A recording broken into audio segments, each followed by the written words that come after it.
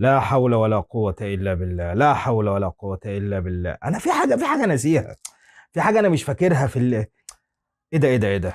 الكلاحة دي مش ناقصة غير واحد بس.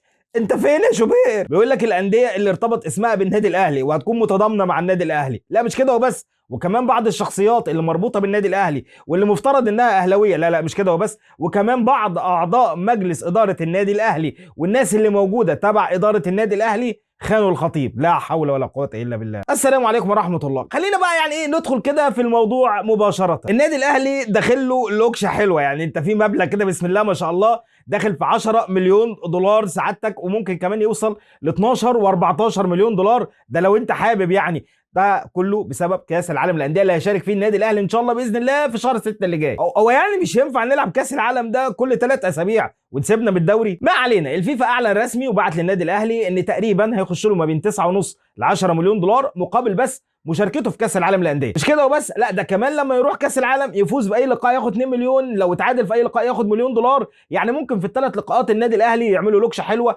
وكمان لما يصعد للدور اللي بعد كده ياخد له كمان 7 مليون دولار ان شاء الله باذن الله. الارقام دي كلها تكون من حظ ونصيب النادي الاهلي، يعني ممكن ترجع توت على كبوته ومعدي ال 20 مليون دولار، وده رقم زي ما انت شايف كبير جدا جدا. علشان كده النادي الاهلي ما بيبصش تحت رجله دلوقتي. الناس اللي بتقول لك ايه ده، هو الاهلي لو انسحب من بطوله الدوري هيلعب دوري ابطال افريقيا بعد شهر، والكلام ده هيستعد ازاي وهيعمل ازاي؟ الاهلي عامل حسابه على كل حاجه. وخلي بالك احنا مرينا بفتره صعبه جدا جدا، 2011 و2012 و2013 وما كانش فيه دوريات، والاهلي كان بيحصل على دوري ابطال افريقيا 2012 2013 وكان مأديها ماتشات. والنادي الاهلي لو فكر ان هو يعمل ماتشات وديه سواء داخل مصر بحضور جمهور او حتى خارج مصر مع انديه اخرى برضه بحضور جمهور للنادي الاهلي، سواء كان في الامارات او في السعوديه او في اي مكان او حتى في قطر، اي مكان من الدول العربيه، فاحب اقول لك يعني النادي الاهلي هيخش له مداخيل اكتر بكتير من الفلوس اللي بياخدها على مدار السنه كلها الدوري المصري. خلاصه كلامي ده مش معناه ان انا بقول ان النادي الاهلي ينسحب من الدوري المصري، لا، لكن احنا في ظهر النادي الاهلي زي ما احنا قلنا،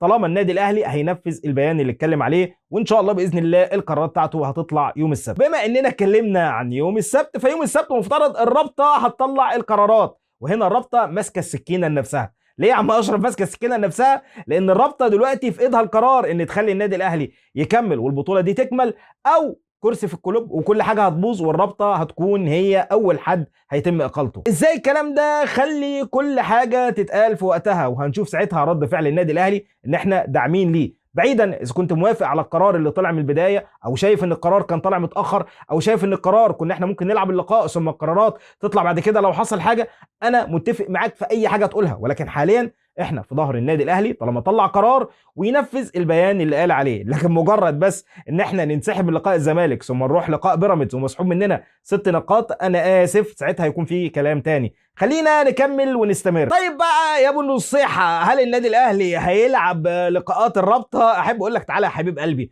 كل ده متوقف برضه على قرارات يوم السبت. لو الرابطه طلعت انسحاب النادي الاهلي خصم 3 نقاط ثم خصم 3 نقاط بعد كده، شكرا مفيش رابطه، بالله واشرب ميتها. هتقول لي ده في غرامه على النادي الاهلي، عادي هيدفع المليون او 2 مليون جنيه، وانا كده كده اساسا هكون منسحب من الدوري. فالرابطه بتاعتك ايه دي اللي انا هكون مشارك فيها او هشترك فيها، اللي انا اساسا هلعب فيها بمجموعه من اللعيبه ما بتلعبش وكمان مجموعه ناشئين، فيعني خدها الغراب وطار. وتكمله لنفس الحوار، فمارسيل كولر خد بعضه وخد اجازه وراح على سويسرا، ساب الليله دي كلها شغاله وقال لك بص يا باشا انا راح استكانيوس عند جبال القلب الناحيه الثانيه، اروح اشرب لي كوبايتين عصير عند عمك الحاج خروستوف، واجي ان هو عندكم بقى بعد ما الليله دي كلها تخلص واشوف ايه اللي هيحصل. والله لعبتوا الرابطه، فعندكم كابتن سامي قمصان وعندكم كابتن محمد شوقي، صرفوا نفسكم واعملوا اللي انتوا عايزين تعملوه. ما لعبتوش الرابطه، فاللعيبه بتاعتي واخده اجازه تنضم عادي لمنتخب مصر. وتعالى ناس طلعت قالت لك ده النادي الاهلي هيمنع لعيبته من الانضمام للمنتخبات، سواء منتخب مصر او منتخب الناشئين او المنتخبات كلها. لا اهدى بس كده، صلى على النبي. اهلي مين اللي يمنع لعيبته؟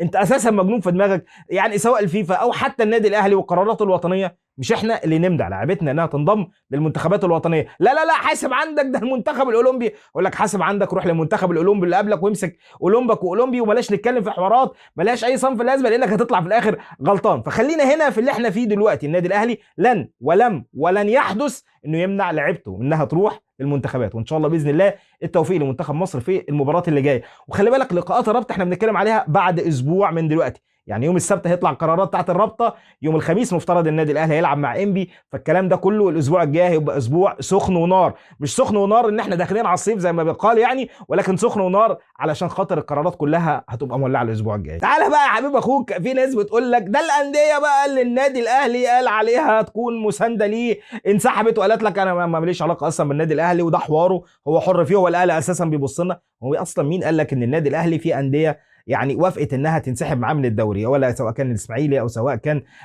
يعني الجونه او ايا كان الانديه اللي اتقال اسمها الفتره الاخيره؟ حضرتك اهدى كده وابلع ريقك وصلي وسلم على الرسول الكريم.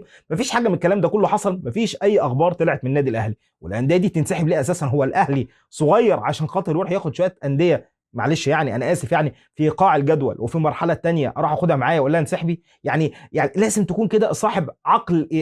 انا مش بقول لك سلفني عقلك، انا بقول لك بس خلي عقلك جوه دماغك وفكر لمده 3 ثواني في الكلام اللي بيتقال. هل النادي الاهلي بحجم النادي الاهلي اللي بيقرر ان هو ممكن ينسحب من الدوري ويحط يعني كارت على الترابيزه يقول لك انا منسحب، هيروح يستنى او يروح يقول لشويه انديه تعالوا بالله عليكم انسحبوا معايا علشان خاطر الدوري؟ انا النادي الاهلي لو قررت الانسحاب وانا على حق فانا هكون على حق ساعتها، مش هيهمني اي حد. لكن فكره بقى الانديه خانوك يا اهلي يعني يكونوا يشوفوا نفسهم اساسا الاول. يعني احنا في دوريات كانت بتقف وكانت بتبوظ عشان في انديه ما تهبطش، وفي دوريات كانت بتقف وكانت بتبوظ علشان في انديه كانت يعني ممنوع انها تلعب ترجع تلعب مره ثانيه. مش عايزين نفتح حوارات برضو ملهاش اي صنف لازم. فانا اسف والله حضرتك، لو عايز تساعد نفسك ساعد نفسك، انا النادي الاهلي اقدر اساعد نفسي بنفسي. قبل ما نروح يعني لبعض اعضاء مجلس اداره النادي الاهلي او بعض المحبين للنادي الاهلي اللي اتقال عليهم ان هم خانوا الكابتن الخطيب هم كمان. يعني احنا كنا بنتكلم عن اللعيبه خدت راحه وان في لعيبه كتير هتاخد 3 ايام و5 ايام ويروح لحد ما نشوف هنلعب الرابطه ولا لا. في عندك كمان جراديشار انضم للمنتخب